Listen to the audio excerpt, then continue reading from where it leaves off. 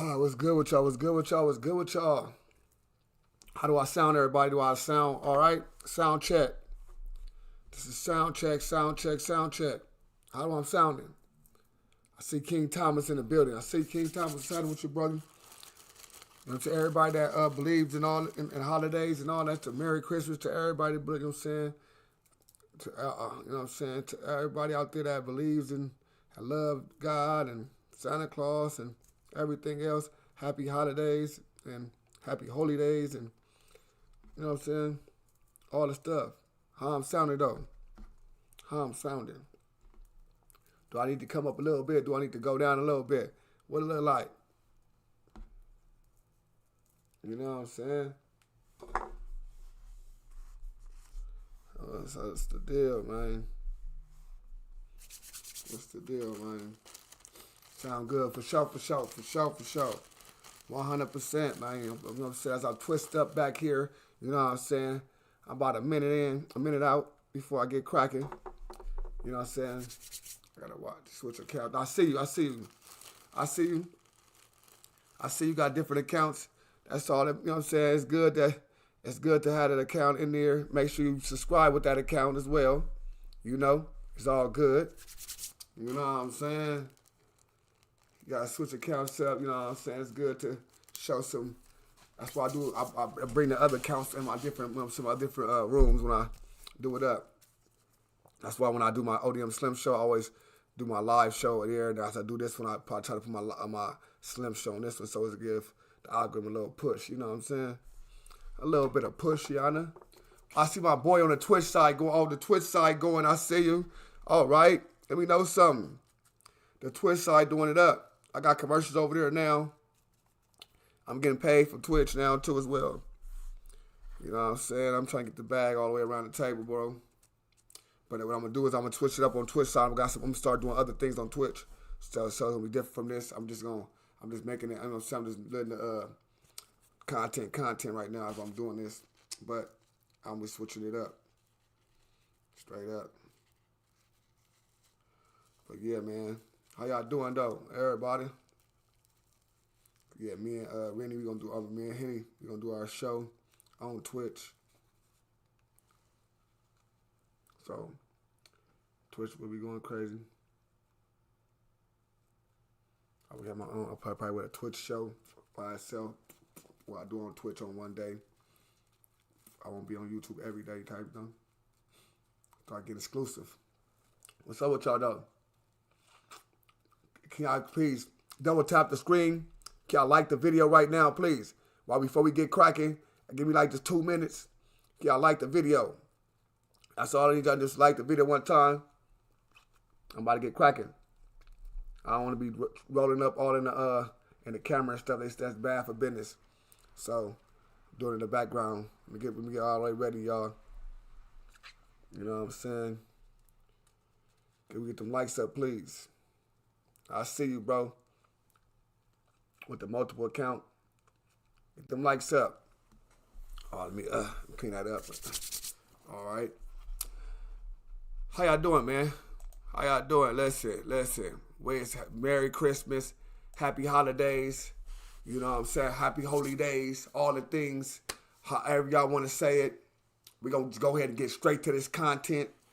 I'm going to give y'all the, let y'all just do y'all thing. You know what I'm saying? I'm not trying to go keep stopping. I'm interested in listening to the story as well.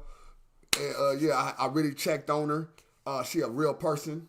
She really did what she say she did.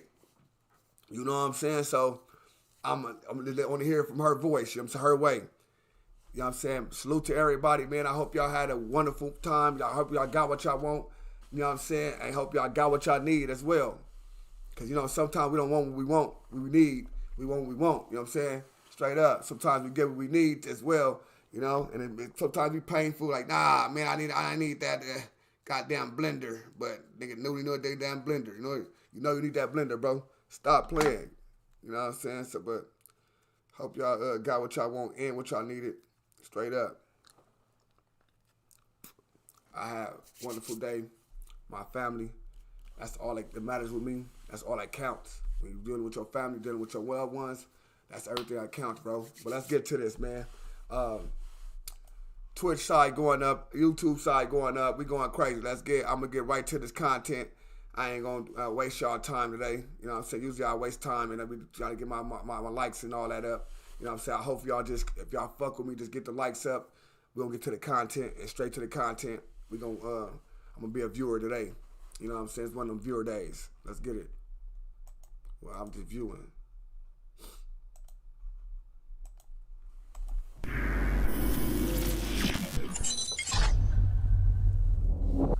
All right, here we go. Today we have Niesha Jackson, AKA the bank robbing babe. Niesha went on a bank robbery spree in 9 states involving 37 banks where she stole over $1 million. Is that my sound or is that his sound? While a fugitive on the run, she was featured on the TV show American Greed, where they called her the bank robbing babe. She eventually got caught and is now out of prison, telling her story for the first time. Niesha, welcome to VladTV. Hey, what's up with it? How you doing this morning? I'm good. Great. First time. Let's talk about where it all started. So you grew up in Oakland. You know, it's the Bay all day. You know, I'm from the Roller 20s, the Murder Doves. You know, I represent. Ooh. I got my game from my hood brothers. You feel me? It started there. Okay, so you grew up, both parents? So, have y'all heard the clips? Y'all heard the clips? It sound clear? The Murder Doves. You know, I represent. Okay. I got my game from my All right. Say that. I hear it. started there. Okay. Shout out to the Murder Dubs. Shout out to the Murder Dubs, my nigga. You know what I'm saying? My people's for the Murder Dubs. You know what I'm saying? Even though my homegirl get into it all the time, but her nigga for the murders. You know what I'm saying? Her nigga for the murders.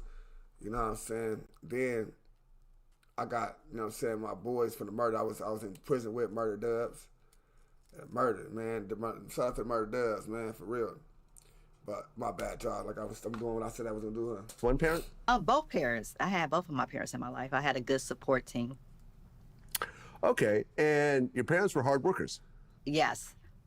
Actually, my mom, she was working for the government. She did government jobs, and my dad, he was in the streets hustling. Okay, so you're growing up in Oakland, and right around 11 years old, you start to steal. Yep. Okay. What'd you steal at that point? I was stealing clothes for myself, because I always had nice things, but I wanted more. You know, when I figured out I could just get them myself and get unlimited stuff, that's why I was doing it. Okay, so here you are, a preteen, you're stealing, and at one point, you get caught. Yeah. So when I got caught, I was embarrassed because I had to call my mom and she had to come get me. And I was just like, she gonna be on my ass, like, this is not gonna be good. And actually, she didn't even come. She made me stay there for the weekend. And that was horrible. How old were you at the time? I want to say I was like 15. Okay, so you go through that, you get locked up, but then at age 18, you have a son. Yes. And that's my oldest son, Jamal Douglas, AKA Jada K. He's an artist. Okay, and so you got pregnant at 17? Yeah. And I had him at 18. Okay, so you were a senior in high school. Yeah. All but right. I had him about the time I graduated. I had him like 6 months later. Okay, now, as a teenage mom, you can decide to get an abortion or to keep him. Why'd you decide to keep him? Because actually his father just went to federal prison and he was my boy crush. Also, he was a bank robber. And I was just infatuated with that lifestyle. Like, I was good. He made sure I was good. And I was like, I'm gonna hold him down. So I'm gonna have this baby. And he was my boy crush. I just wanted the baby. Like, I was like, it's meant to be. Like, how I get pregnant. Like, when I found out I was pregnant, he was only in 3 weeks. Like, just got arrested 3 weeks ago. So I was like, oh, this is meant to be. Okay, how old was the father? He was 3 years older than me. So at the time when I got pregnant, I was 17, he was 19. Okay, that's not too bad. Well, I was turning 18. I don't know. He's just 3 years older than me. Well, okay, got it. Okay, so you have a baby, and your son's father is in prison doing how many years? He got 5 years for bank robbing out of Oakland. Okay, so now you're on your own, raising your son. Yes. And you start working for Office Depot. Yeah, that was my first real job I consider because it paid every week and it had. Hey, what's up with them likes, man? What's up, bro? You creep them likes up or something? Like, we got 14 likes, man. It's 134 people, this bitch. Come on, man. Let's get them likes up. Nice benefits and it paid good money at the time. Okay, but then things went bad over there. Oh yeah, it went bad. I actually was working. I was excited for working for the company, and you know, they have team leads and managers who train you, and it was basically just placing orders for big companies like ordering their copy machines and things like that. So it was like a customer service job on the phone all the time. So I was working for one group of people because they separated you by states, and they saw how good I was on the phone, how fast I would take the calls. They ended up moving me to a team on another side who said I was doing a good job and they wanted me on their team. But once I moved over there and the supervisor who was training me, he ended up, you know, using my login basically to do fraudulent things with my information. Okay, so you get fired. Yeah, so I get a suspension and I'm like, what I'm getting suspended for? But I didn't even know what I was getting suspended for at the time. They was just like, because I went through a temporary AC, so they was just like, you know, we don't know what's going on, but you know, you just gonna be suspended for a week. We'll call you back. So they end up calling me back. So when they call me back, I'm like, oh, okay, I get my job back because I knew I didn't do anything. I didn't know what was going on. But when I got there that morning and I saw the supervisor, she was acting weird. I'm like, good morning. She just shoot past me. So I'm like, what's up with her? But I'm like, okay, whatever. She got an attitude or whatever. So when they take me in a big conference room, they have this big old table in there and they got investigators in there. And I'm just like, well, who is these people? I'm really thinking it's like the people in the company who just want to talk to me about whatever. When I get in there, they like, oh yeah, you know, you're under investigation for doing fraud under your logo number. So I'm like, what? I'm like, what are y'all talking about? They was like, yeah, you ordered a lot of copy machines. You know this address. And it was like a Vegas address. And I'm like, what? I ain't even never been to Vegas. Like, what are you talking about? So they was like, yeah, it was some stuff ordered out here too. And I was just like really like appalled, like, what are they talking about? But I'm like, okay, whatever. So I was like, basically, y'all got me fucked up. Like, who the fuck y'all talking to like that? Like, I ain't did not a motherfucking thing. I thought I was here to get my job back.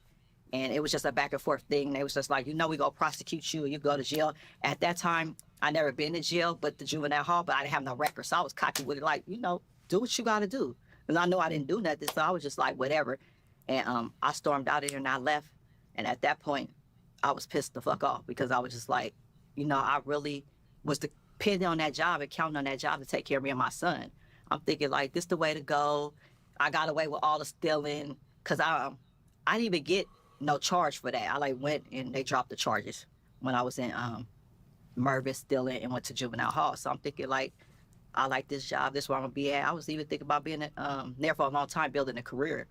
But when that happened, I was like, fuck a job. Because my mom would always be stressed out working, going to work. Just to me, it was like slaving. No. Because I would always. I do not know her personally. No, I do not know her personally. So what I did was I had to go in there and see if this woman was a real factor. So what I did, I Googled her, all type of stuff. And when I did that, she came up, federal case came up, all the stuff. Her federal case came up. Like, she that, cuz. Like, look, man, let me show y'all, you know what I'm saying? You can see that, man, on the dead homies. See that, nigga. Federal cases and all that, nigga. What? ABC News, 2015. Dead homies.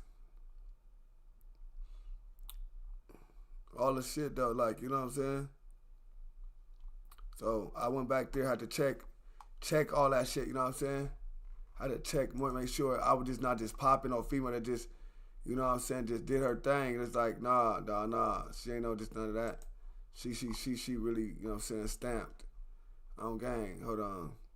You got her, this her diamond, you got rest of the diamond papers and all this stuff, watch. You know what I'm saying? That's her in jail and shit, cuz, and I said, this her warrant. You know what I'm saying? So, she ain't no, just no, you know what I'm saying, no regular. I had to really, you know what I'm saying, tap in and see that she was somebody. And I'm like, all right, for sure, you know? Straight up. So I'm like, I gotta see what she talking about. See her come home tired. I had a little brother, and it's like I had to take care of him and help her out with him because his father was in the military. My mom working for the Oakland Army base at the time, and it was like I was her support system. So to take the slack off her, I would really just steal so she wouldn't even have to worry about taking care of me. She could really just focus on taking care of my little brother. Okay, so now you're unemployed, 19 years old, and this is around 1998. Yeah. So you decide to go into the check scamming business. Mm-hmm. Exactly. Explain how that works.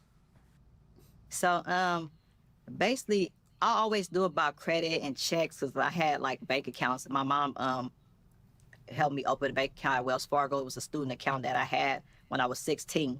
So I had a credit card. So I would always ask my mom, like, you always use a credit card. Like, how can I give me some credit cards? This and that. So she would always just tell me, but not knowing I'm really like focused on like, okay, get in the game. Like, oh yeah, I want to have good credit. I want to be able to have this and have that.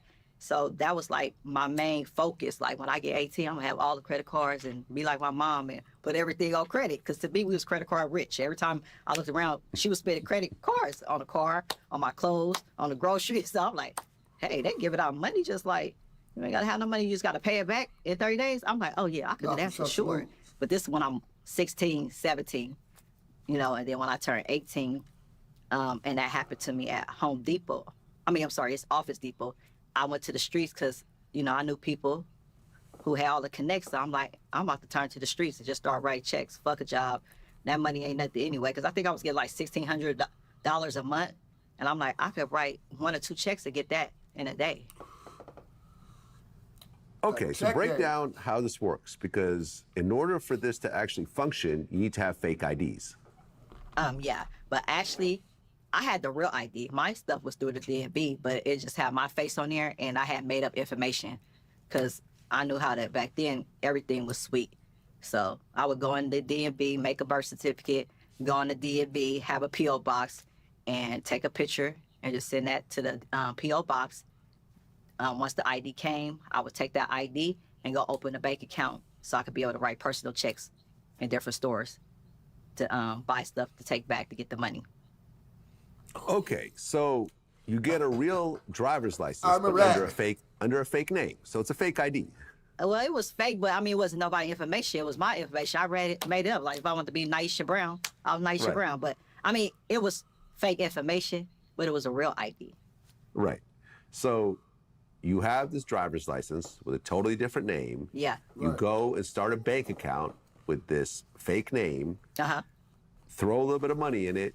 And now you can write checks from that bank account. Correct. So where do you go to spend these checks? So I would go anywhere. I would write like Best Buy. I would go to Victoria's Secret. My thing back then was they had to pull out little radios that everybody wanted to put in their old school cars. And I would focus on trying to write a check for that because they costed like, I think $1,200 to $2,500 each one. So at that time, I was like, oh, that's big money. If I get one for $2,500, I can sell this for half for sure and get $1,250. So I focused on that for my money. Salute to the subscribers, you know what I'm saying? All the subscribers, salute to that, you know what I'm saying? We're on the road to 3,000 subscribers, you know what I'm saying? On the live page, let's get 3,000 subscribers, man. I think we need 60 more subscribers. Let's get it going. I like to write checks, too, also to give me clothes, give me food. Because they went through for everything. And then I could just pull the money out the account on Monday. Ashley Tween 07, Shalot. And basically, I got everything for free. Right. Because then you would sometimes return the items as well for cash back? Always. That was my goal, to return everything to get the cash money. Okay, so even though you paid by check, they'll give you cash back? Yeah, they give you cash back because I will have to wait 5 days because once the check clear, it just would clear after I took my money out, and you could go to the store and say you just want to return the items, and they would give you the cash. Right. Now, keep in mind, this is like 1998, 1999. Yes. These days, you cannot go into Best Buy with a personal check. They will not take that. They'll turn you away. Yeah, exactly. Back then, no, that was a thing. I never had an issue writing a check. Okay, so you were writing checks for about 3 years? I grew up hustling like on and off. So I'll be like hustling for 2 or 3 months and then I'll take a break for another 2 or 3 months. Right, because by 2001, 3 years Salute to subscriber. later, you end up getting arrested for checks. Yes. Okay, what happened? So that situation, like I said, we go store to store and write checks for like $500 to $1,000 to get the stuff to be able to take back and get the money. So I had a friend that we would always like team up and go. Ready or not, TV, salute. She already been in jail. She been in jail already. She got out the feds. Her first interview after she got out of jail. So she's been already out. She's already out the feds, all that. She's, you know what I'm saying? She's already seen. She's been out already. She already out. She did her time for it. Write checks together. So I would go in the store. If it didn't work, she'd go in the next store and we just like piggyback and go back and forth, you know, because we. So that Freddie said, you just subscribed. Salute that you just subscribed for sure. Yeah, like a goal that All did the like subscribers, probably salute, 10 salute, bags a day salute. piece. So I ended up seeing her in the store that I was supposed to write a check at. And I'm like, what's she doing at the counter? But she's getting into it with the people. So I'm like, what the fuck? So I'm like, oh man, I ain't gonna write a check. But I'm kind of pissed off because I'm like, this is my store. Like, why she try to write a check at my store? But I end up getting up out of there. And when I end up leaving, I'm thinking everything good. I end up going about my way to another mall trying to write checks. Next thing I know, her dude called me like, oh, she just went down because we left out of that store when y'all left. And then basically we try to go write a check in the same parking lot at another store. So I'm like, why y'all do that? I'm like, that's crazy. But I was in a rental car and she was actually in my car that was registered to me. So when they ran them plates. Like, she just, she doing the wrong shit. Salute to all the subscribers for sure. Appreciate the love. You know what I'm saying? Fred, all right, I got you, Fred, for sure. Fred Reed. And so I stayed because it was in Dublin. And they saw that I stayed right there. They was like, oh no, like, we coming after her too. Brooklyn, But I'm not thinking nothing Brooklyn. of it. So at the Just subscribe, Willie. Salute, just subscribe for sure. Salute to Willie. I salute to all my people. Brooklyn in the building. Shout out Brooklyn in the building. I would say the other thing, but I don't want to be disrespectful. time, I'm just like, whatever. So I'm still writing checks for that day. We wait for her to get out. She get released, but I'm not really thinking nothing of it because I'm like, I didn't do nothing. But then she was like, you need to go get your car and this and this and that. So when I'm like, go get my car, I'm like, okay. When I went up there to get my car for the police department, Dublin Police Department, they arrested me on basically that situation. And they already went into my house and found all the stuff to print the checks. Right, and you got charged as the ringleader. Yes. And you had like 3 other warrants out. Shalom. Yeah. Shalom, bro. What's the deal? Shalom. 3 different counties, I was stuck. And I was just like, this is not how the game supposed to go. Everybody tell me when you get arrested for the first time, you could bail out. And I'm like, I can't be. I got 3 holes in 3 counties. It was Contra Costa, Alameda, and then it was Santa Clara. And I was like, oh shit, I done fucked up now. Like, I got to go to all these places. And that's how I ended up doing the 7 months. Right, so you get arrested, end up doing 7 months. So that's the longest stretch you've ever done. Yeah. Was it bad or was it okay? It was bad. It was horrible. It was dirty up in there. Like, the food horrible. It had mice. It was bad. The officers, they didn't like me. I mean, they just didn't like me. So I would get into it. They wasn't even officers. They were sheriffs because it was in Santa Rita. And they would lock me up in the isolation room when no shoes just come get me out the... It was like over some lotion. They thought I had something in the lotion, but I didn't. And I was like, why y'all going through my lotion? Like, because I'm... Hey, she really got shit going in jail. She be having shit going to the lotion. You had some of that goddamn lotion. You go to isolation and all that. You had some of that damn lotion. Nigga, I was just some, I don't know, some girl put some weed in the lotion and this and that. You had that damn weed, that lotion. You was out here doing all that check shit, went to jail, was on, had your dough, getting your money, and it was getting money in jail. Maybe doing 3-way calls. At that time, 3-way calls was booming. Who that been 3-way calls was booming at that time? All my mom used to call 3-way. Hey, call 3-way. Bitch, what? like $5, bitch, a OCD. call. So I'm like, y'all touching all of my stuff. Y'all use them gloves to touch everybody's stuff. Like, I don't have nothing in there. And they like, oh, yeah, you could go in the isolation room. They just handcuff me and take me and put me in a like cold cell for a couple hours. And that would be my punishment, I guess, for talking back or questioning them. Okay, but eventually you get out Yep. and you go on probation. And then about a year later, in 2003, you're 24 years old, you are hanging out with someone and they get busted. Yes. What happens? So they was doing instant credit, and basically I was there, and I should have never been there because I was supposed to be at home, and I wasn't gonna even reap no benefit anyway. But I just wanted to smoke some weed, and they offered. She was back in the trap. Hey, listen, let me tell you something. These Oakland females are different, bro. That's what my mama. I know what Oakland females. The Oakland females are different, brother. San Francisco females different from Oakland females. Oakland females get chili baba. They go straight. They get down and dirty with the chili baba. They in the spots. They better check. They doing it all. Happy Christmas, cuz. You already know, cuz, on crib. For me, like, ride with me, girl. You can smoke it, everything. Well, I do that, and when I do that, basically, the people were suspicious of them doing fraud or whatever, the instant credit. They came out to the car when they was about to deliver the TV because it was a TV they was picking up. And when they went to the car, the police came as they was trying to put the TV in the car, you know, for the person I was with. And the police was like, oh, yeah, y'all here doing instant credit, using people's information. Like, give me all your IDs. And I basically was trying to run off because I'm like, I ain't got shit to do with this. I'm like, what the fuck? I was just smoking some weed. But they like, yeah, you too. And then that's when basically they arrested all of us. And they was like, yeah, you the one who was driving the car with the ounce of weed. And I'm like, no, I'm not. Like, I was not driving that car or whatever. But they was like, you going down because you're on probation. You were driving that car, and we all went to jail. Right. And So she was scamming, cuz. She was getting that money. She the person I was looking for during Christmas time, cuz. Got all these goddamn kids. She the person I be looking for, cuz. Doing instant credit, doing all that shit. I'm getting gifts. I'm getting everything for half prices. On crib. I'm super popper. Nigga got all the boosters. I used to get in LA and have all the boosters, cuz. Where the boosters at in Washington, cuz? I did all the boosters, cuz. You know what I'm saying? I got donations for y'all. this time around, you end up getting 16 months. Yes, and I felt like an asshole.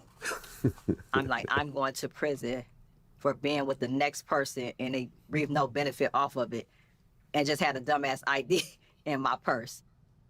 Right, because you're on probation at the time, so you violate. Okay, so now you end up doing 13 months, but they give you a year and 4 months. Yes. Now, you're a mother at this point. You're getting separated from your son. At this point, does it kind of click like, all right, like, this is just not a good lifestyle for me to be in?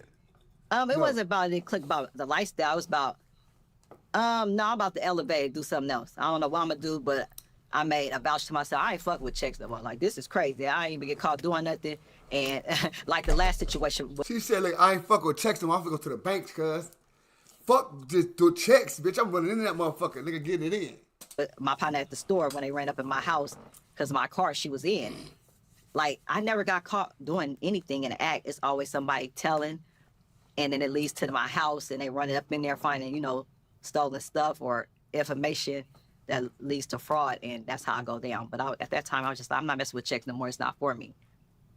Right, but the crime game in general, people tell. This is how it works. With everyone I've ever interviewed, someone's told on them, usually multiple times. Exactly, but I never thought, to me, I wasn't really in the game. Like, I don't know, I'm not selling no drugs, so I knew I never wanted to sell no drugs, so I'm thinking, like, it's the paper game, and it's, like, nobody information. Like, I guess I was just like, I can't get caught, because to me, it's like, I'm putting my money in there, I'm doing this, I'm doing that, even though it's crime, but I'm not really looking at it like crime. I really look at it like, hey, this is a daily thing. I do this on my regular information, whatever. Who go tell how I'm going to get caught? Okay, so you get out in 2004, you're 25 years old. Mm-hmm. You're on parole for 3 years. Yes. Some people slow down at that point, get a regular job, but not Niesha. Yeah, I had a job, but I never been at a job over 90 days, for real, for real. Just like all my Oakland females I know. They got jobs. Salute to you, bro. I can't even see that name. Damn. OTV. Salute to you. Man, she said she got a job, right? I got a job. but I have a job more than 90 days. My Oakland females, y'all be hustling. You know what I'm saying? Salute to everybody in the room. Can y'all get them likes? Let's get 100 likes. Can I get 100 likes out of 500 people? Can I get 70 people out of 500 people to get them likes up for your boy? Please. Can you get 100 likes? That's all I'm asking for. Okay. So you get into a new game, which is the approval game. Exactly. Okay, break that down. So basically, when I was in prison for that ID, and I was like vowed that I would never write checks.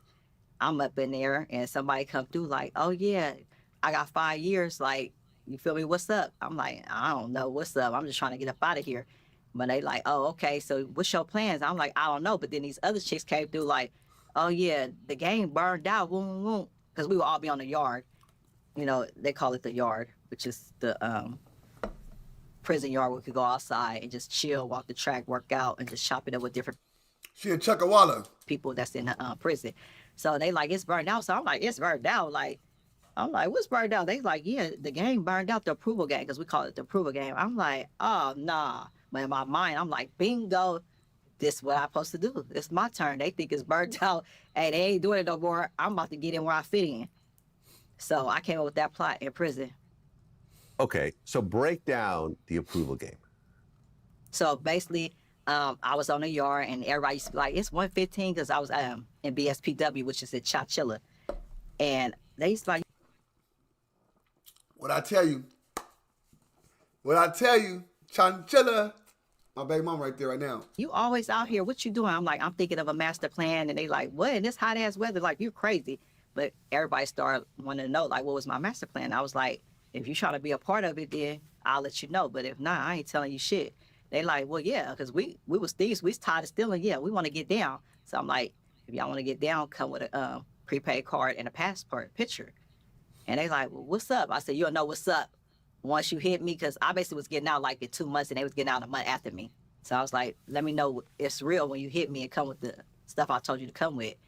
And I ended up getting out. They ended up hitting me, and that's when I started. Like, and it was a Well, you gotta understand, some of these people can say things because she already went to prison. She went to prison. She out now. She telling her story. Like, some people already been to jail for shit. Like, some shit is history. You know what I'm saying? Vlad probably seen the story, knew who the fuck she was. Get the story. Now, if you ain't never got caught for shit like that, you telling a story, and you just saying shit that you ain't never got caught for, or shit that this niggas is dead and all that, now that's different. But if you're telling a story about some shit that you did and got away with, but niggas, the statute of limitation gone, but you went to jail for the fraud later, you know, it is what it is. test run just with them.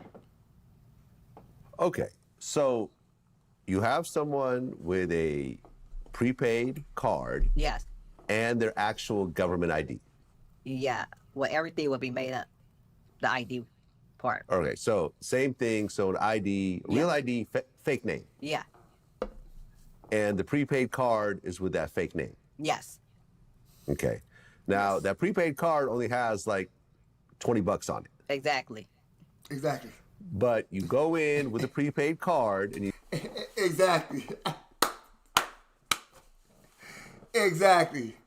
say, I want to take out $10,000. Correct. In fact, 15,000, I guess, was the limit that Yeah. you guys could do. That was Okay. me. Yeah, I'd be like, don't go over that amount. Or a lot of people like to stick with 5 or 8,000 because they didn't feel comfortable dealing with a manager for approval. But if I had somebody that was bold enough, they'd go up to 15,000 and get that at one time. Okay, so they go into this bank with this $20 prepaid card and said, I want to take 15,000 out this card. Exactly. So the bank teller is like, no problem. Let me run it through. Yeah. Oh, I'm sorry, ma'am. It's declined. Yeah. So that's the whole thing. That's what you want them to think. Like, it's declining. So at that point, you'd be like, oh, can I call my bank and see what's going on? Maybe due to the large amount, I need to give my security information and my codes and shit, basically to get them to release the money. And the teller would be like, okay. And then basically once they look at the back of the card, they act like they call it the bank, but they'll call me. Okay, and you had a 800 number? No. I didn't have time to get an 800 number. Like, people ready to go today, I can't wait on getting the 800 number, because sometimes it take a couple of days to get that. So I just tell people, play the role. If you play the role, I got you. Don't focus on what they talking about. Focus on what I'm telling you. Okay, so they're just calling your cell phone, basically. Yeah, they call my cell phone, and basically I just have a regular number. Like, Okay, so I say, hello, my name is Vlad Lebovny, calling from Wells Fargo Bank. I have one of your clients here, Judy Watlow, and she's trying to take out $15,000, but it's been declined. yeah. So I basically be like, hi, my name is like Lisa Smith. I'm with Won't Bank, whatever bank it is. And I'll be like, can you please read me the card number and the expiration date? And then actually when they get to that part, then I'll be like, okay, let me see what's going on with the information or whatever. And I'll just act like I'm typing on a keyboard or something. And I'll come back and bring my spiel. That's when it's time for me to drill it to get to the machine. So I'll be like, at this time, I just need to speak to the client basically to get some information from them, and then it's gonna be clear. So I just get the person on the phone and act like I asked for their social security number or something like that, and then I tell them to get the phone back to the teller. And once they do that, I tell the teller, okay, everything's clear now. I need you to go back to the terminal and run the card again. So they be like, okay, and I'm like, okay. So now when they get to the terminal, they be like, I'm here. So once they get over there, like I would break down what I need them to do. So they'd be like, oh, well, can we swipe the card? And I'll be like, yeah, swipe the card. So sometimes they'll swipe it and it'll read, and sometimes it won't. But I just made them feel comfortable, so I just have them swipe it first, just so they could see like, oh, she's going by some of the procedures, basically, so they'll feel comfortable doing what I need them to do. So once I have them swipe the card, they like, okay, now it's asking for this and that, and which would be like the street address, maybe the person ID number or something like that. My whole thing was to get them to the part where it asks for the approval code, which is the code that I had to give them to make the money go through. So as long as you give them an approval code, they pop it in and then they hand over the money? It goes through the terminal. So once they put that code in, they be like, okay, now it's telling me to move forward, like, and I'm like, okay, yeah, press enter. And then they'll press enter. And then once they press enter, it just pop up, the receipt will pop up for that 8,000, 15,000, whatever they asked for. And I just run it back like, okay, on the receipt, you see the approval code, whatever the code was. So I'm running that to them so they'll feel comfortable. Like, yeah, it is on the receipt. And I'll be like, also run me the reference number. You know, I need that for, you know, my proof that this transaction went through. And they give me that, and then it'd be good because they got the receipt. It went through the terminal. So they comfortable. Well, I guess the part I don't understand is they just gave $15,000 from an account that has no money. Like, where is the checks and balances at this point? Well, they think you got the money on it. Like, some people do have that kind of money in their checking account. Right. So, because the thing is, they don't take the money. They hold the money. A lot of times, the money just hold it. So it's put in the terminal. So it's put into a terminal. It's like, so they part going to the terminal. It's like they part for going to a terminal. So when they go in the terminal, it's telling them that, hey, the 8,000 going in at night, you know what I'm saying? Boom, they shit going in. It's good. So terminal code. She whooping they feet. That's fucked up. She whooping shit out, cuz. Damn. Because that's why even like when you order something and you can when you cancel the order, it can give your money back because it's only in the terminal. It's not they don't take the money. So it's in the terminals. Once the order complete, then the shit exchange. But God, whoa. Damn. Well, yeah, people have way more than that, but there's never been a confirmation. Like, they didn't check the balance or anything else like that. I guess, like, what? Yeah, they're taking all the risk. Once they read it through the terminal, and I told them what to do, and that receipt printed out, it's like to them, like, if you're just a person working there, it's like, okay, it must have went through because I got the receipt in here in hand. I'm on the phone with the bank. Right, but if the teller seems a little unsure, they call for the manager. The manager so when the teller sees unsure, sometimes they get suspicious.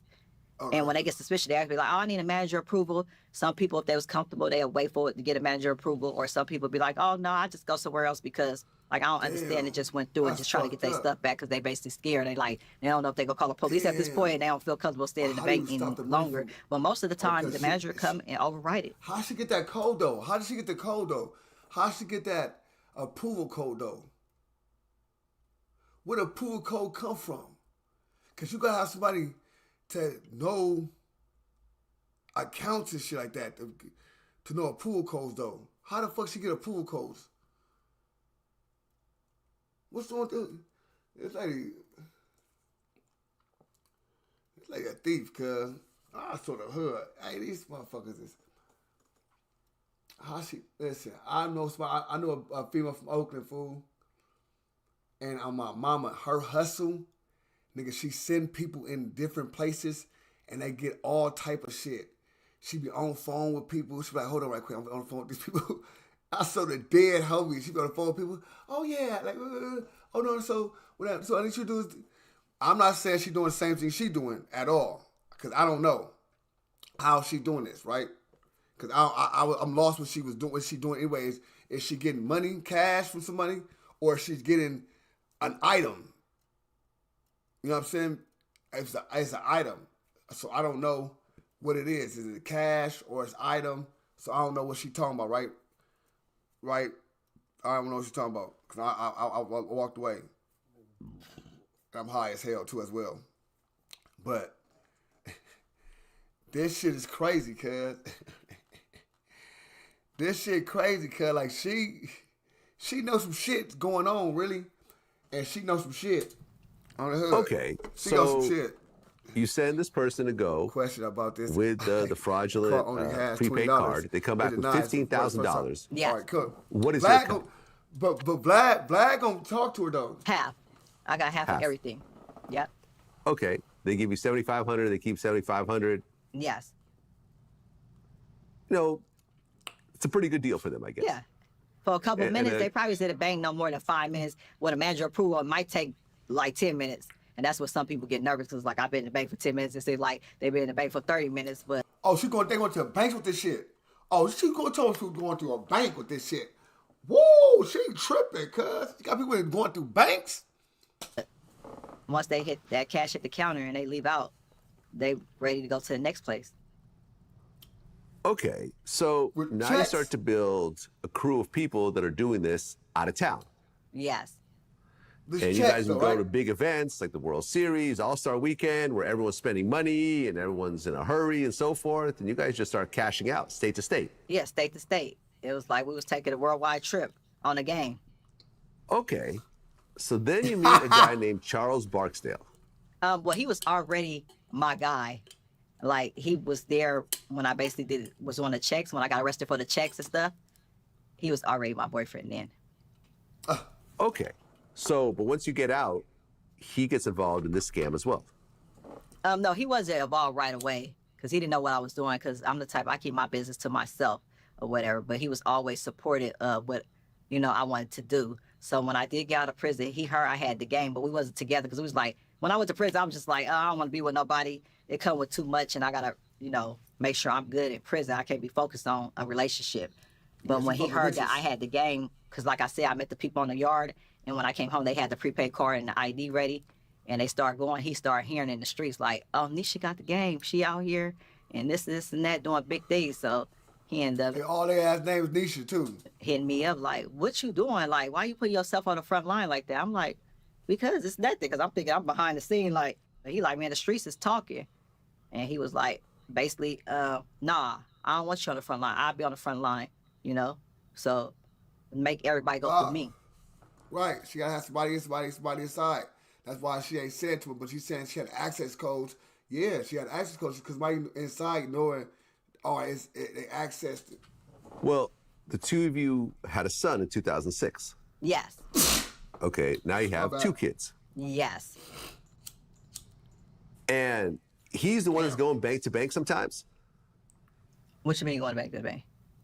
Well, okay, so is Charles actually going to the bank and using the prepaid cards himself? No, Charles never did none of that. No, he just basically wanted, like, say if somebody wanted to go, basically he like, don't be talking to the people directly, send them through me so they won't know who you are because you hot, like, in the streets. Everybody know you got this game, like, you putting yourself on the front line. And I was like, oh, that's a good idea, that's true. All right, listen, he put himself in some situation. He fucked up, put himself in a situation, cuz he seen that chili, though. He like, my bitch getting some chili, dead homies, got a baby by this bitch. Hey, look, man, you up here doing too much. Look, give me look. You keep the game, bitch, on the hood, but nigga, let me put a middleman. Give me a third of this shit. Everybody can't go through you. So I stopped basically dealing with the Wham! streets. And all the people that did want to get down, basically would go through him to get to me. Right. So he was the face of it. Yes. Okay. Well, not only is he the face of this criminal organization, but he's also a rapper. Yes. He was definitely a rapper. He was with Mac Dre, Thiz. They was one of the first rap groups that, you feel me? Thiz all day, Mob and Peace, Paradise to Mac Dre. You know, that he inspired me too a lot to be a boss, you know, because I grew up Mac Dre. basically around my baby daddy now. Them niggas robbing banks and shit. He's rapping with Mac Dre, so I'm around them now. So I'm like, oh, they got this going on. There's Nation. When I get all this money over here, I tell my baby daddy, I'm gonna be your manager. Okay. So he's got a company called Stupid Entertainment, LLC. Yes. And he puts out a song called Dollars in My Pocket, Yeah. Yeah. where he's bragging about, Listen, yeah. Like, nigga, yeah. Like, he should put a song out, Dollars in My Pockets. Hey, yeah. Why are you talking about that song, nigga? I said, Arnold Thomas. Arnold Thomas is good looking. Listen, dollars in my pocket. all the illegal money he's making. I mean, but he was making money, little money off rapping too, so. Yeah, but, you know, it is what it is. Yeah, you know, it was, Right. I think you're right. So, This nigga, I mean, usually right. people that are he crack himself up. Right. doing illegal Right. activities, they try to keep a low profile. But, you know, I mean, listen, I've been around BMF. They had billboards. Yeah, that said the everywhere. world is BMF. Well, right? that song that you talk about, I think that's actually his homeboy song. His claim to fame is This Dance. Can you do that? This so dance. Dance. Oh, Hey, okay. And that song is just a hype This movement song. dance. Yeah, now listen, I did the Ghost Ride my way. This dance. Can you do the this so dance? This dance. That's my shit. This dance. Documentary. I did the Mac Dre American Dance. Gangster episode. Okay. I'm real tight, yeah, with that whole crew. You know, I So never that got to meet dollar, Mac I Dre. think you talk about dollar lots of paper. pens fall That was his down. Yeah. homeboy. You do That's the not wiggle. his. Chuck B's is known for This Dance. Okay, got it. Yeah. Got it. Okay. So you guys are basically scamming state to state. It was like 9 different states. So what she did, they called her the bank robber Bobby. She was scamming shit, I think, hitting banks. They was scamming banks, nigga, all through the states and shit. They was robbing shit. Got millions of shit, you know what I'm saying? Her one of her niggas is, you know what I'm saying? Mac Dre, you know what I'm saying? One of Mac Dre and them, the Thiz Nation niggas and all that, man. On the hood. You know what I'm saying? I'm just listening just like y'all listening, man, on the game. 37 different banks. And then in 2008, Charles Barksdale gets busted. Yes, because he was the Charles Barkley. face. And I guess people start telling on him, but the police, he was already hot because he got a big family from Sacramento. It's the Barksdale boys or whatever, the Barksdale family. So he already had like a junction to stay away from G Parkway back, like when I first met him. So they was already Parkway. kind of on him. His name was hot, you know. Some of his family members, they did gang bang, you know, rest in peace to BD, who got killed in a big old thing. It was a big old incident that happened in 2010. He ended up getting killed trying to go help somebody else get out of the situation. And so my son father, which is Charles Barksdale, he's like the oldest cousin. So all the stuff that was going on with the cousin that did gang banging was in the streets. They kind of said he was the head over that he was pushing that movement instead of the rap, but he was really on a rap movement. You know, it's just that his whole family go come out and support when it's time to come out and support. And that's what they was doing, but they used that. He was saying they gonna go come out, they banging, they thugging, they supporting, they going up. Against him, you know, in our case, saying that basically, nah, this was a big organization. That's why I was able to be successful, because I had gangbangers behind me and everybody knew to run the money back to me because of him. You know, they painted that picture because of that, but he was really a rapper. He was really on that. I mean, I was more like, let me get this money and push your, you know, your talent to another level. especially when Mac Dre died, because it was just like, he was devastated, you know? He was supposed to be on that trip, but thank God he was late, always running late, and he didn't make it, because it probably would have been him too, you know? Yeah, no, sad situation. I Yeah. covered the whole thing, and Like, I the remember guy, like it's yesterday. Like, I would have probably been there too. Oh yeah, no, listen, Fat Tone got killed over that situation. He had Yes. nothing to do with it. The truth came out later. Yeah, it's wild. Mac She Minister left. is doing triple life in prison over it. It's just a Yeah. whole mess. It's just a whole, like, disaster, you know? So, Yeah. Charles was, like, basically not feeling the rap game no more, you know? He started Stupid ENT to try to keep on pushing the movement, but it was just like, now he's, like, with me caught up, and we really getting, lots of money. So he like, I'm a rapper already. You feel me? Like, because I would be like, let's push this. Let's get them likes up, man. Get them likes up, man. Let's get to 100 likes. We need like 28 more people to get them likes up, man. Let's go to the 100. It's times that we went to Atlanta and met up with Gucci, and he did a song with him, and we try to like prepare to set up a concert in SAC, but they'd be like, nah, we ain't let y'all do no concert out here because you're a Barksdale, like you with the Theist movement, like it was just a lot going on at the time. So he kind of was like, fuck the rap gang, like, and started messing with me full-fledged and doing the fraud. Right. In 2008, he gets busted, and he had a chance to snitch on you, but he doesn't. He doesn't. He like, I could never do that. Like, I can't believe they want me to even do that.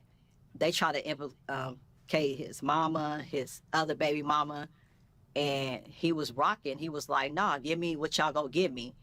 And I'm telling him like, hey, it don't need to be both of us. I don't know like what we gonna do, but they coming for me too. And I don't want to see you go down because he didn't have no record. He just had like driving on suspended license. That's his first felony ever, the bank fraud with me. But he was a stand-up guy and he stood on what he mean. And he went and he got 10 years, 10 months, and he did 8 years. Right. So now your second son's father is doing 10 years. Yes. You're still out there. Yep. And you've made over $1 million. Yeah. But you spent most of it on cars, bags, clothes, trips. Yeah. Did you think at that point, listen, let me just stash this money, put it into like a regular business, try to, get out of this game and transition because I've been in prison already. My son's father's doing a decade. People around me are getting busted. People are snitching. I'm going to be next. At the time, I had property. I had like 3 or 4 properties. I was just like, that's where I wanted to start a business, basically be a realtor, do property management. But I didn't have nobody who was legit to back me. And then I get indicted. So because I used to buy foreclosures. But I will always pay people to do everything for me because people will be at my call, like, want to do everything. So I'll be trying to, pay people to do this and do that. So I wasn't really putting my all into running properties. You feel me? Like getting into the real estate game deep, like how I was in the hustle. Because the money was coming so quick. Like I didn't even believe the game. And like, I remember I got my first $500,000 and I was just like, okay, I'm going to get out the game. I'm going to cash out my houses. I didn't have my own property and I had rental properties. But then when I couldn't cash it out, because people were like, girl, please, like, how you gonna cash this out? Like, I'm not doing that for you. Like, I would try to, tell people, like, the way to do it, to finesse it, to be able to cash out for me. And they like, nah, we ain't messing with you. I said, fuck it. I started living my life. That's why I bought expensive things, cars, handbags, jewelry, made sure my family was good. Because at that point, when they took Charles, I knew they was coming for me. I'm like, it's over. Right, because 1 year after he gets arrested, you get indicted. Yes. Damn. You get charged for scamming. 1 count of conspiracy to commit bank fraud and 1 count of bank fraud. Yeah. And you get snitched on once again. Always. Always. It's a cold, cold game. That's fucked Right. up. I guess one of the guys you were working with had a side chick, and then his main chick found out, and that all went to hell. It went to hell, and that started in Montana. And when that happened, I really didn't know what was going on at the time. That started in Montana. Goddamn Montanians. But I kind of had a feeling because I did get, after I did a transaction for one of the people that was out that way, the feds called back, what was the Secret Service, and they like, oh yeah, we will be in touch. And I'm like, what the fuck? Like, I can't believe, like, this can't be true.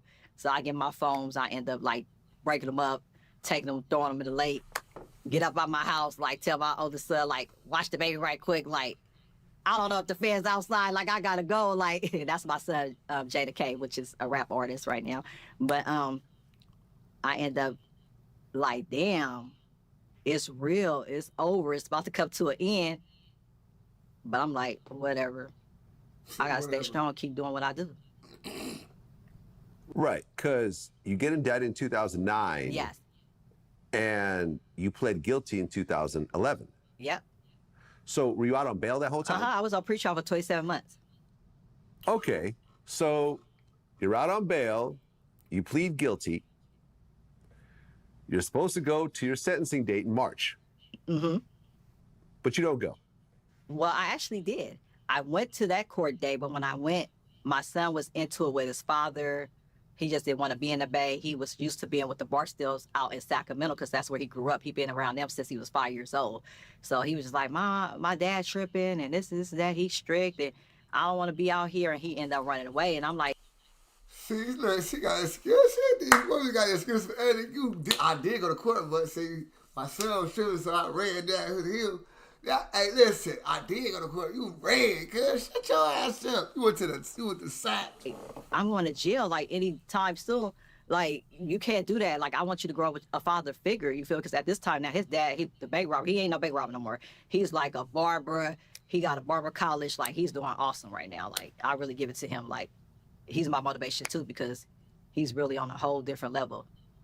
And basically, when my attorney tell the courts that the judge like, I'm gonna give you 6 more weeks to stay out and get that situation situated. I'm like, okay. So I'm like, oh, I got another 6 weeks or whatever.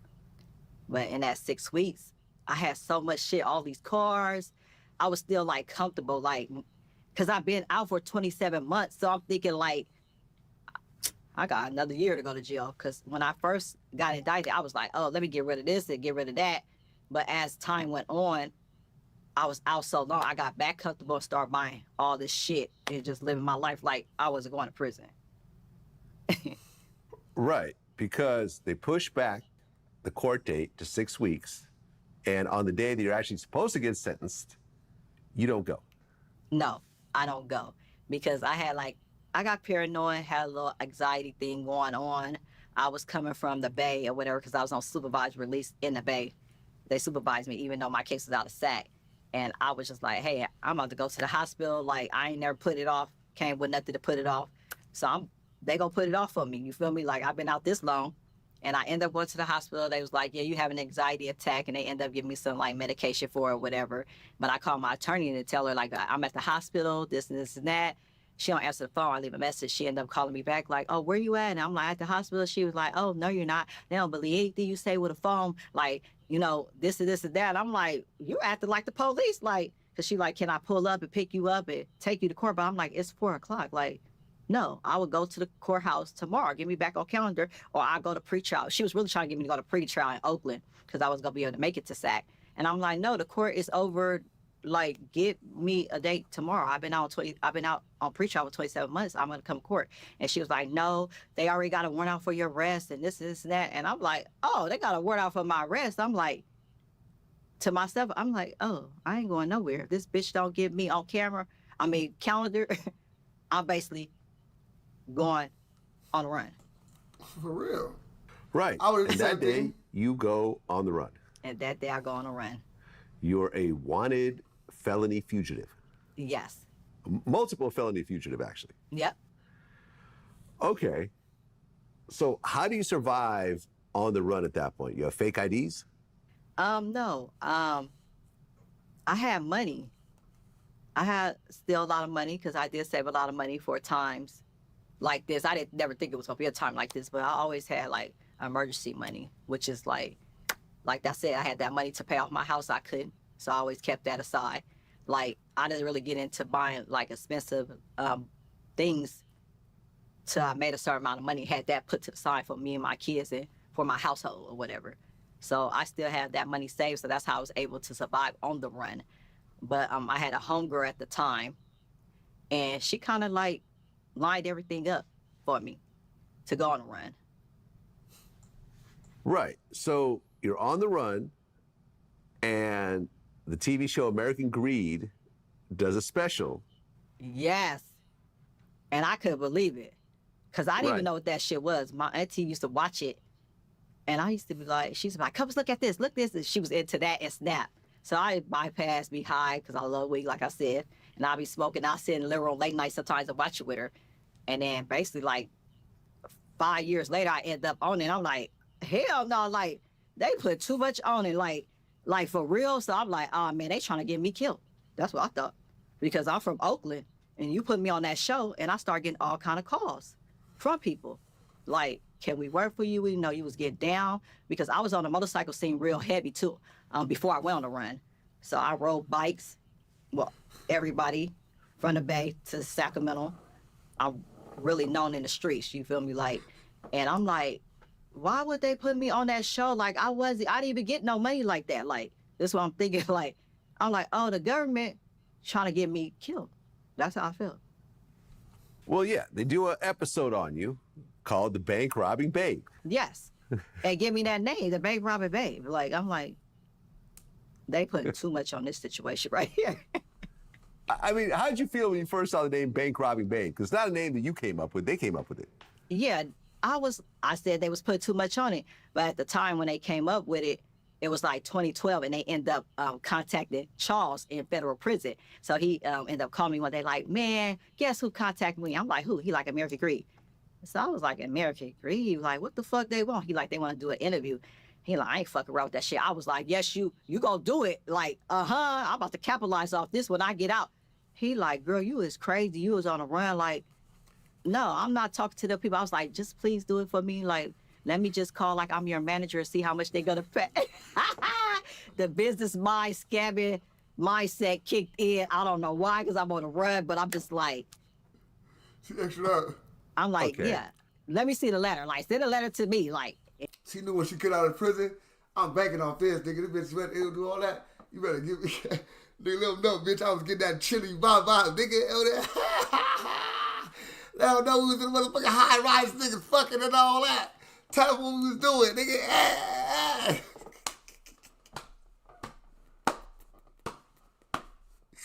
Hey, the Oakland Fields is crazy. I swear to God. and he had a letter Swear that to said God. that they wanted to interview him and this is that. And he was like, nah. He was like, I ain't doing that shit. Like, that's hot shit. You stupid. You on the run. And well, I was like, I'm just going to act like I'm the manager. Like, see if they going to pay for your story. Like, this, we could probably make something off this. So he was like, nah. But he was like, I'm going to do it for you since you want to do it or whatever. Because I was on his head. Like, for real, like, I got a master plan after the fact.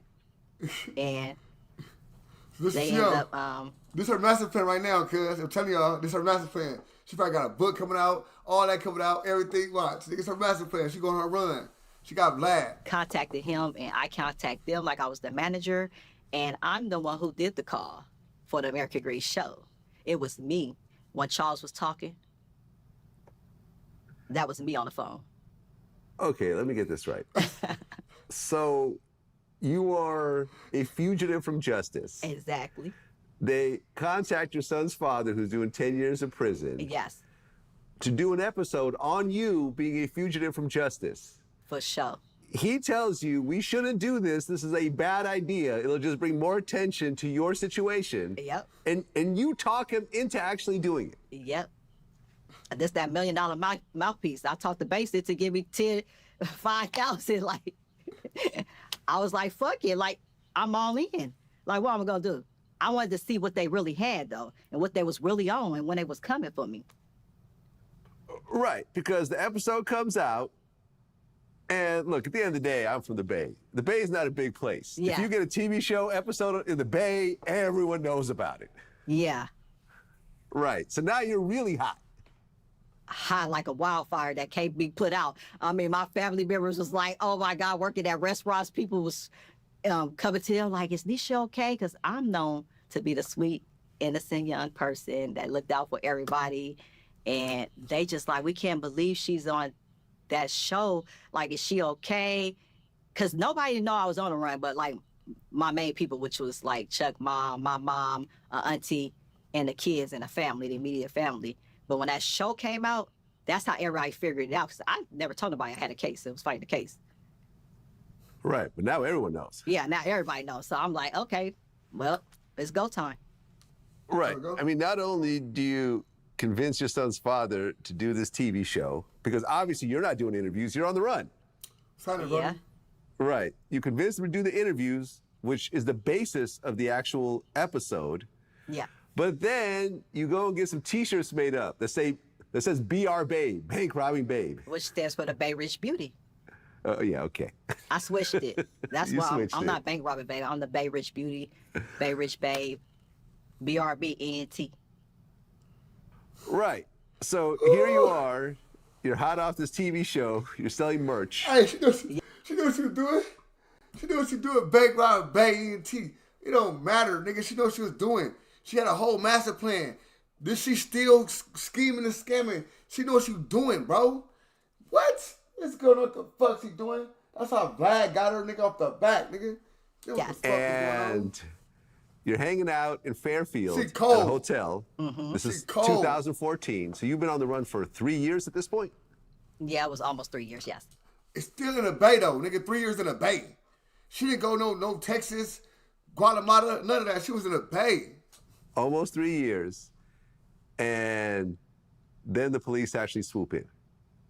Yeah, they swoop in. But actually, I was told on because they had reward out. And like I said, the person who lined everything up for me to be able to go on a run, she ended up turning on me and had me robbed. So that's why I came back really to California to try to figure it out with my kids. But I would always come see them up every like 6 to 8 weeks. And it was Easter time. And at that time, when I got robbed and held hostage for 5 hours, and one of my best friends set it up. Wait. Damn. Let's talk about this situation. So what exactly happened with this whole robbery? Basically, because American Greed. When the American Greed show came out, we was in Vegas, and me and her stayed together, and we had a bond that basically we would never have no men come to the house, basically, because my situation at the time, she was in a situation. I trusted her because she was supposed to be going to jail any day fighting her case. But at the time, I didn't know she was cooperating on her case. And I'm up under her feeling comfortable, but really just still living my life. And when that show come out, you know, we go on state to state, traveling and having fun while I'm on the run. And we meet guys from different states. So she ended up putting a guy on to me like, oh yeah, you know, Niesha on American Greed. And I guess they thought I had all this money. And one day when I come home, there's some guys waiting in the house for me. And basically they, you know, take me up, me and my aunt. They had her upstairs in the bathroom like she didn't play a part, but I knew because they was in the house. We had alarm systems. She was supposed to be out here in the bay at the time, but she ended up coming home early. When I pulled up, it looked suspicious, but like I said, I be smoking that damn weed. I was high, like, oh, that car don't supposed to be parked there because it's like on the streets where you can't park in a red zone, but I'm like, it was a van. I was like, that ain't nothing. And as soon as I come home and park the car in the driveway and come through my garage, which was me and her house, I come up in there and we had a bathroom downstairs, and one of the guys jumped out the bathroom and throw a pillowcase over my head, and like, we here for the 500,000 to $1 million. And I already knew it was because that show, her talking, and I was like, I started laughing. I was like, I don't got that kind of money under me. I'm a wanted person, you feel me? I'm in the streets like y'all. Like, and they like, nah, bitch, you got the money, this and that. So I'm like, well, where's she at? My cousin. I call her my cousin. I'm like, where's she at? They like, oh, we got that bitch upstairs. She don't got nothing. We already checked her and this and that. So I already knew, like, if y'all coming for that kind of money, y'all would have made sure y'all did something to her first. You feel me? Because that's a lot of money that you having under us in that house or whatever. So I'm like, okay, well, yes, some money upstairs, but I say it's in her room. They like, oh, okay. So I'm like, let's go up there. They take me up there to her. She in the bathroom. I can't see because I got the pillowcase over my head, and then they end up duct taping me. And I'm like, hey, where that money that's I had put in your Chanel bag in the closet or whatever, because her little closet was in her room in her bathroom. And she was acting like she couldn't talk. She was hysterical. I don't know what was going on. So I kept on pressing the issue, like, oh, it's up there. So they looking through all the bags and they can't find no money. But I'm really like playing mind games with them to see if you really about that life. You feel me? Like, if you go take me out. Like, at the end of the day, like, I was just like, I thought it was over for my life at that point in time. And she screaming and hollering, but I'm thinking like, this bitch hollering, but they on me. You feel me? Like, she playing a role. I just knew it was the whole setup, you know? And basically, they talking shit to me. They stripped me down. They ended up burning me with curling irons. It was really her. I know she had to play a part. Ain't no Robert's gonna be in your house and know where your curling irons at and have them plugged up and be comfortable to be in there for 5 hours. Bro, I don't know if you know, but I've been doing Vlad content for months. Vlad don't trip off me, bro. Shout out to Vlad for being a real one. Straight up. I ain't gonna tell you my secret, but I'm ODM Slim, bro. I'm ODM Slim. I don't know about everybody else. I'm ODM Slim, bro. I ain't nobody else. Because it took them 5 hours to pack up all my shit because they was looking for the money. And I had so much stuff, like jewelry.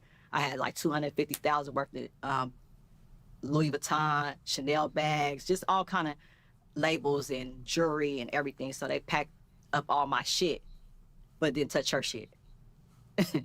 So I was just like, at that point, I thought I was going to get killed. Like, so I was like, fuck y'all. Like, they end up, I only had like 100,000 in there. I had to end up telling them where the money was at because they was stupid and they wasn't really about that life. So I got tired of playing the game for 5 hours. So I just, and the money over here, the money over there, and this and this, that. So then they missed like 5,000 because I had like money tucked in my clothes. Sometimes I just stash money in my coat jackets and shit like that, little, you know, money just to go take the family out. And they end up finding that, so they get mad and they act like that's the reason why they burned me and they was gonna kill me. All the 5,000. At that point, I was like, fuck them. I ain't telling them, because I had another 10,000 somewhere. But I'm like, I ain't telling them shit at this point. Because they was trying to tell me, too, like, you need to call somebody out here to bring more of the money because we know you got it. We saw the show and this and this and that. And I'm like, what? And I'm like, this is crazy. So I was like, okay, I could call somebody. And how y'all want me to tell them to bring it to y'all or whatever? They was like, oh, yeah, bitch, tell them to drop it. And they must be God the bitch gave it up. They must be buying the bitch gave it up. It's crazy work. Off of the garbage can. I was like, y'all hella dumb. Like, ain't nobody gonna do that. But I'm gonna tell you what I can do. I'm gonna tell them I wanna buy a whip out here and they'll bring the cash like that and meet up with y'all anywhere. And they was like, no, bitch, fuck that. We don't wanna do that. So I was just like, this whole thing was staged. I was like, this is crazy. But at that time, they was like, bitch, we found the 5,000 you playing. We find any more money, we gonna kill you. And then they took the curling irons, burned me on my ass. And once they did that, I kind of went out and I was like praying to God, like, damn, this is how I'm gonna go out. That shit burns. It sounds terrifying. I mean, shit. You're duct taped, you're getting tortured, they stripped you down, threatening to kill you. There was guns, I assume? Huh? Your ass. There was guns, I assume? I thought it was, but now I think about it, I don't think it really was. I think they was playing because it's like when they first came in the house, I was about to sit down, smoke that weed. It's funny because the weed have your mind moving slow. So when I was sitting at the table, he came out the bathroom, but then another guy came like from the garage and he had like something in a pillowcase. But I don't think it was really good now that I think about it, but it looked like a gun. And they was bringing my auntie who was with me in. And when they was doing that and they threw the pillowcase over my head, I was like, oh shit, like, what? Don't bust no move because they go kill me. So let me see where she at though. Like, what the fuck? And she was upstairs, and that's how we got upstairs, and all that whole thing went on. And once they burned me, like I said, with the curling irons, I kind of blanked out, and I just started praying to God, like, take care of my kids. I thought it was over, and I kind of blanked out. But then I was like, please just don't rape me. Like, I just had a miscarriage. And then when I came to, she was the one who was untaping me. Did they threaten to rape you? They didn't threaten to rape me, but I think it just really became too much because my auntie was in a bedroom with duct tape, screaming and hollering like, please don't do nothing to her. Yeah. Damn.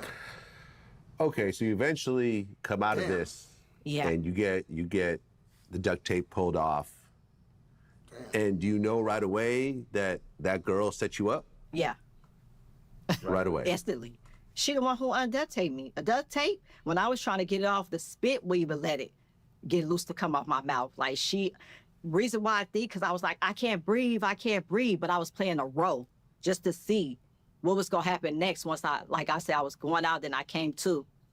I was playing a role like, let me see what the fuck is really going on. And they was like packing stuff up, taking it to the car. And they was going back and forth. Once she unduct taped my mouth, my foot, my legs, I'm looking at her like, want to do something, but I'm naked. And my auntie, like, you know, I don't know if she unduct taped her too, but they only really have my auntie legs. And like my auntie got these perfume bottles. Like we just got to fight to get up out of here. Auntie, My mom like auntie jump set out her the ass window. up too. I'm like, damn, Auntie set her ass up too. My boy, what's up, my boy? You said smoke something. I'm in L.A. Nigga, I ain't in L.A. I'm in Washington right now. just 2 stories up. Like, what the fuck? So then, What's up, next fool? thing I hear them coming back in the house, and I peek out the shit. door because we upstairs, and our staircase went straight down to the front door. So I peep out the bedroom door. I'm like, oh my God. They like, bitch, we gonna kill you. Woo, woo, woo, woo. So she like, jump in the closet. So I was like, nah, I'm gonna jump out the window to myself. But then I was like, is I'm gonna really survive? Like, fuck it. I jump in the closet. The robbery was over. The robbery was over. It was done. Right. And you're a fugitive with stolen goods, so it's not like you can call the police and report it. Exactly. It's not like you can call your insurance company and say, hey, give me this money back. Nope. It's just a total loss at that point. Yep, a total loss. I lost everything. They took everything from my handbags to my panties to my night clothes. I didn't have anything. I had to start all over. Did you ever find out the guys that did it? No, I really think it was some guys. Like I said, on a run, I was going state to state. I lived in Chicago for a minute. I ended up like hiding up out there. I ended up meeting a guy and just being under him. I mean, he didn't know what I was into. And I really stayed in Chicago a lot. And that was the thing. She was trying to get me to stay in Chicago, but I wouldn't because I didn't feel comfortable her moving all my stuff to Chicago. So I got a place out there, everything. Now I was supposed to come back. Don't come back with her. She was supposed to move all my stuff to Chicago, but I had all this jewelry, all this money. I was like, nah, I need to come back and move my own shit. And when I came back, that happened that next 2 days. So that's how I just know it was her. Like, I think the greed kicked in from the show, people calling, and she just like, I got to get it quick before somebody else get it. And she basically put them on to it.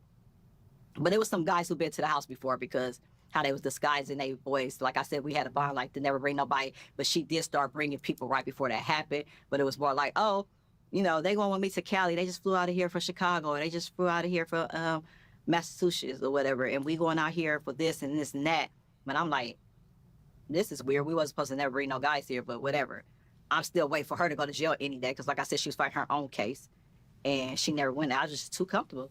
Living my life reckless and just trying to stay on the run and not get caught. I wasn't thinking about the streets. Okay, how much was the reward for you at that point? I don't know. I don't know. Okay, because she actually got the reward for turning you in? No, she didn't get I don't think she got it. I think it was more like she probably just said, they ran up on her talking about, she had some other stuff going on. And they ran up on her. She had a picture of me in her phone. And they was like, oh, we know, you know, Niesha Jackson, she here, basically, and we gonna get her. Okay, so then you come back to Fairfield Yep. to go see your kids, Yep. and then in a hotel parking lot, the police swoop in. Yes. Did you know it was over at that point? Yeah. I knew it was over. I said, call my mom. I was with another person. And I just said, it's over. The game over. I'm about to go do this time. They already told me I was looking at 10 years. So I had in my mind, like, okay, I basically ran. So I'll probably do My max was like 150 months or something at the time. So I was like, okay, I could do 150 months, 10 months, 10 years, 12 years. Like, it's a change. I made my bed, Well, I yeah. got a lady in it. Right, because when you get arrested, they find a driver's license with someone else's name, a bank card with someone else's name, and you're wearing a T-shirt that said "Be Our Babe." Yeah. So She the getting next chilly year, still. you end up pleading guilty for failure to appear under sentencing and the previous fraud charges, and for cheating out banks for more than $1 million. Correct. You get sentenced to 187 months, Yes. plus 60 months of supervised release, and you had to pay back $630,000. Yes. How did you feel when you heard that whole sentencing? I felt like it was over. By the time I get out, I'm gonna be old. Like, damn. I'm like, damn, for some fraud, like, I ain't even kill nobody. Like, drug dealers don't even get. But I'm like, they made me to be a monster, you know, in the courtroom. And I'm just like, nah, like, this crazy. But I could do the time. I ain't gonna let the time do me. I gotta focus on what's gonna be my next move when I do get released. 187 months Yes, is more than 15 and a half years. yes, You are 35 years old at the time. yes, So that means you're getting out at 50. correct. Forget the rest of your 30s and your 40s. Yeah, Okay. Yeah, that's a lot to swallow at that point. yeah. I'm like, it's over. Yeah. And you got 2 kids, 2 boys. Yes, and one of your son's fathers is still in prison. So there's that. It's just a worst case situation all around. yeah. It was all bad. All bad. All bad. Okay, so then you start your sentence. Mm-hmm. And you have problems with the staff, you have problems with the warden, there's riots Yeah, that you're involved in. They don't like your attitude. correct. And, you know, the time is not easy time all the time. No, it wasn't. You get transferred around because you start out in Dublin. Yeah, I started And in then- Dublin. We get into it with some girls. They was hating. They was from LA. We was from Oakland.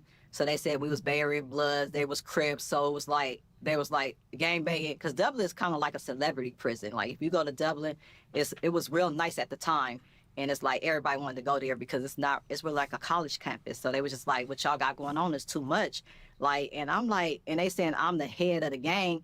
And I'm like, I'm not even in no gang. Like, but they didn't like, because they used to always come to the yard and be like, on crib. And we used to be like, but y'all in the Bay all day. Like, this is Oakland. Like, this is our backyard. Like, and people that I rode with, which was like my cousins and my friends, because I had people that was in there with me, you know, they just like, why y'all say that? Like, that's ignorant, but whatever. This Oakland, like, I'm from 11-5, like, you feel me? So they made that seem like to the warden and to the security of the compound, which you call SIS, that we was Bloods. And they put separate T's on us because, but they really just didn't like me either. The girls didn't like me because I didn't take to them because I'm just like really a private person. Like I do my own thing. I don't need She bullshit. basically crew to back me Oh, up. she bullshit. No, you bullshit. You out here bullshit. You on your Oakland shit, just like that. Nigga, it's Oakland, bitch. Dead homies. Simple and plain. You on your bullshit and simple and plain. Don't try to make it, you know, I'm just nice and cuddly and bubbly and sweet candy. You like this is Oakland. And everybody liked these girls from Compton, LA, or wherever they from. And I was cool with them, but I wasn't a dick rider. Like in prison, people get on people's coattail. And me, I could walk along by myself. I just love being outside, so I really just do me. And I bet they act like they was coming for one of my friends, but they was really coming for me. But I was telling my friends, like, they coming for me, they ain't coming for you. But they don't know how to approach me because when they be mugging me, I'll be like, what's up with you? You feel me? Like, and they'd be like, oh, nothing. But my partner, when they mugging her, she be like, bitch, stop looking at me like that. Woo, woo, woo, woo. But she just fresh in, and she didn't really want to be getting into it. But they was starting shit. But I know how to deal with it because I grew up, but people always envious me envying me. Like, so it's like, Right. I smile at you like, what's up? I can't take you serious because you ain't really on that type of time because you ain't saying. You know she was tripping when he said, you in our backyard. That's when Oakers, when niggas say that, you in my backyard, they tripping. And what it is, so I'm gonna keep pushing. So them girls made it a big thing and said it was a game, everything, and that's how I got to Aliceville, Alabama, and got kicked out. And then from that jacket, it was like, bitch on the run, you know, because the PSI report, it show everything. So they just thinking I'm just really don't give a fuck about nothing. So that, because even when I was doing my time in the county fighting the case, when I got caught up, the police used to come kick on my door for no reason, throw people in the cell with me. They'd steal, and I'd be like, hey, like, she got to get out of here. But they'd be like, oh, you don't run this jailhouse and this and that. Oh, you was on a run. Like, from that to me carried over to the prison and made them feel some kind of way. But I wasn't like on nothing like that type of time. But She was they on would get on something, that time girl. with me. She lying. She Right, lying. because in 2017, you get transferred to Alabama, which is the biggest women's prison in America. Yeah, for women, yeah. It's like the newest. They made it for men, so it's set up for like you to be locked down all day. But even though they let us out, but it was really supposed to be a man federal prison. But then they end up housing women because so many women start going to prison. Well, you hear this in men's prisons, but women's prisons, some of the lesbian girls actually churn out the younger girls. Yeah, How does that happen? being a follower. A lot of women don't have a support system, so and they weak-minded and they need commissary. They're just trying to survive. They in there with 10 years and all these years, and it's just like going with the flow of the yard, just like how people go with the flow in the streets, you know? And they just want to be with the person that's like popping the most on the yard, because there's a lot of people in prison who like got all the money, got all the stuff because they pushing this product and that product, because it's just like the streets. Being in prison is just like the streets. It's just its own inside world. So people selling drugs, they got cell phones, you know, they getting clothes made, they having big extravagant parties. Like, it's just a whole nother world. You just locked down. And if they see you weak, a weak link, they're gonna have you pushing that product and working for them. But you just become the girlfriend too, because it's like, bitch, I'm doing all this for you, so bitch, what you gonna do for me? Woo. Right. So Freaky, right. these girls get churned out, He said, right. they get their money taken, they're forced involved in orgies and everything else like that. Yes, Yes. Yeah, it's a whole different world. It's a whole different world. So you go through that, and then in 2024, you get out after doing 10 years, 8 months. Yes.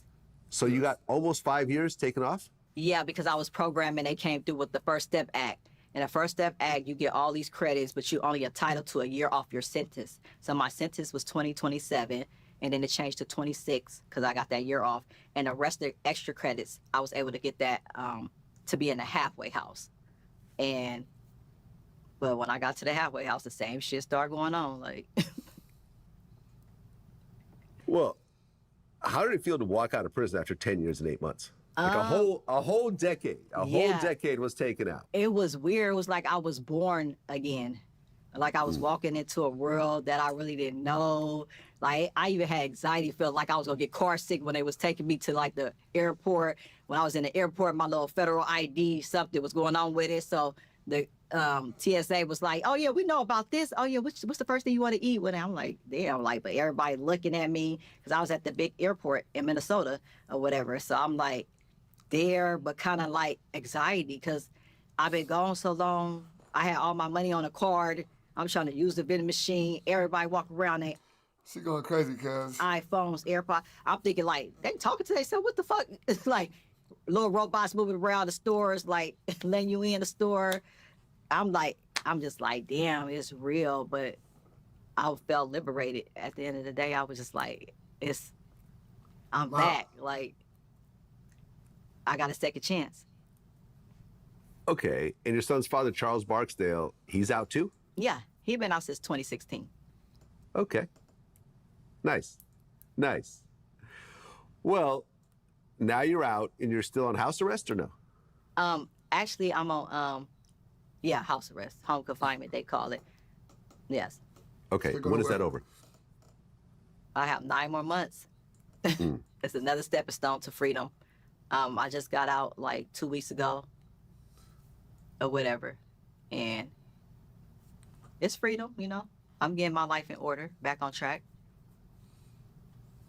Well, you've done over a decade and doing, 16-month stints and, 7 months here and a weekend here and so forth. Well, at this point, you're 46 years old. You've done multiple stints, the biggest one of which was over 10 years. What's stopping you from saying, all right, well, I'm gonna just do a few more scams just to get back on my feet, and I'll be okay, and then I'll go legit? It's not worth it. The drama that came with it, like I was almost killed. I was on American Greed, like me out of everybody. Like they picked me from the Bay. Like it's everybody doing all type of stuff all over the world. Like, so I feel like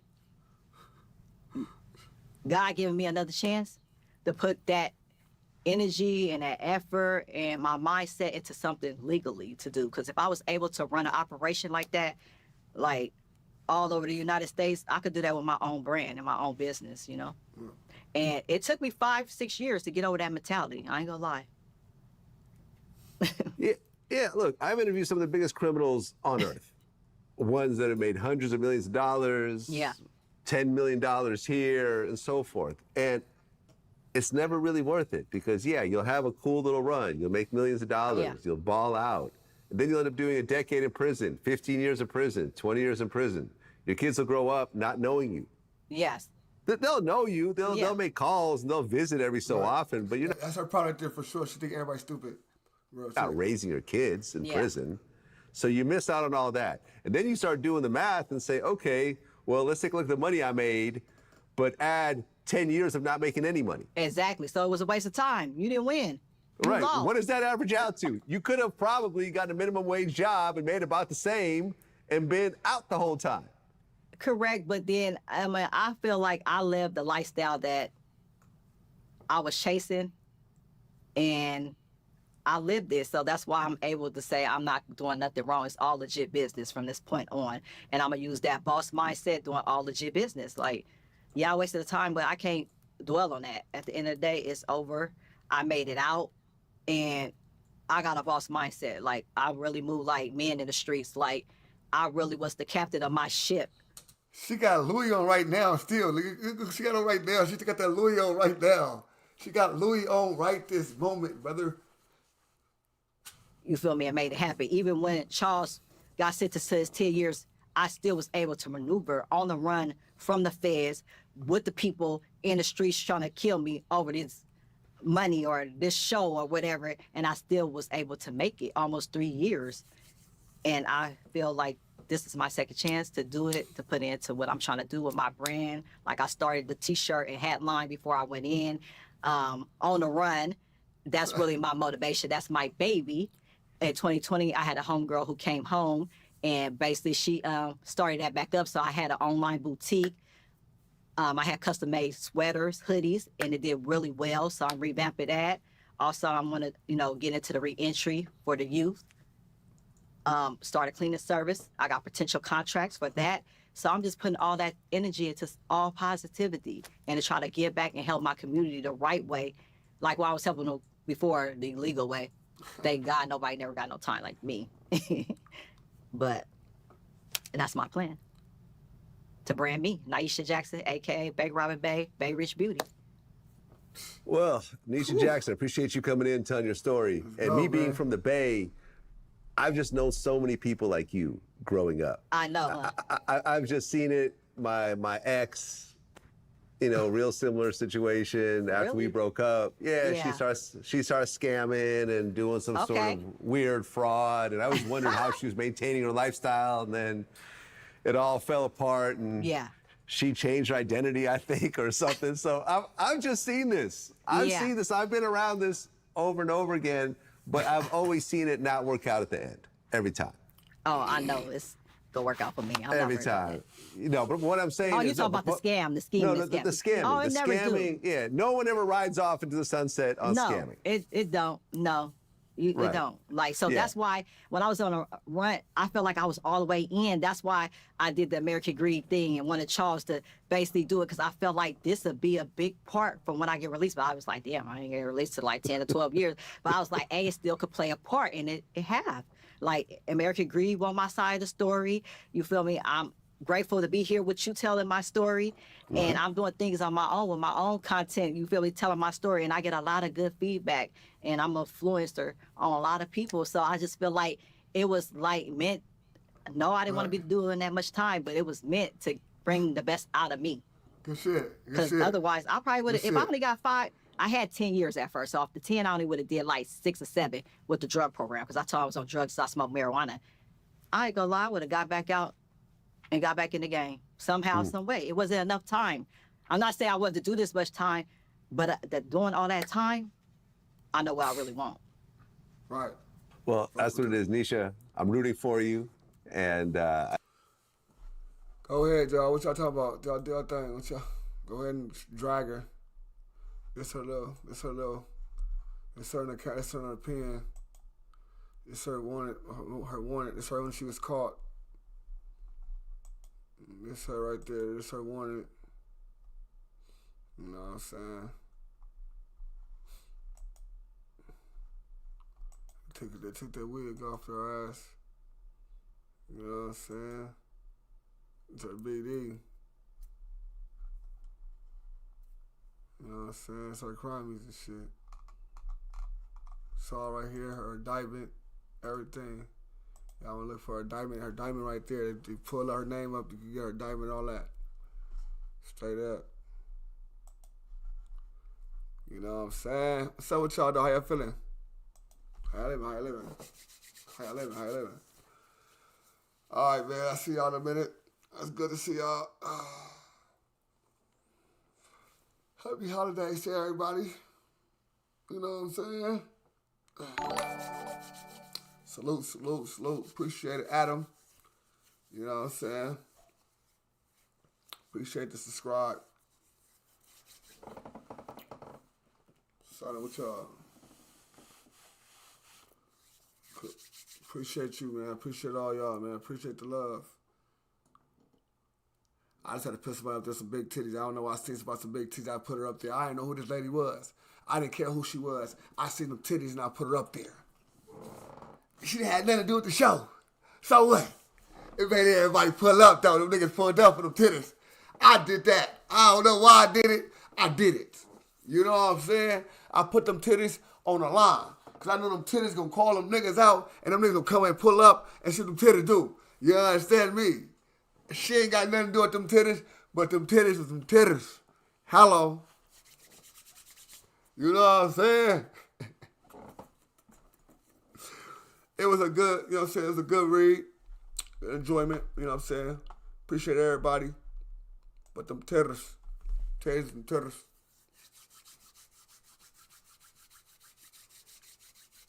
Yeah, man. How y'all doing, man? Appreciate everybody, man. Just saying, I'm saying what I'm saying, man. I'm saying what I'm saying. Happy holidays to everybody. You know, keep it on the low. Let everybody know that you fuck with your boy ODM, man. I'm about to get up out of here to play some games for a little while before I take my ass to sleep. Appreciate everybody, man. I've been working all day, even when I was supposed to, but it's time to work, bro. Can't leave no money on the table.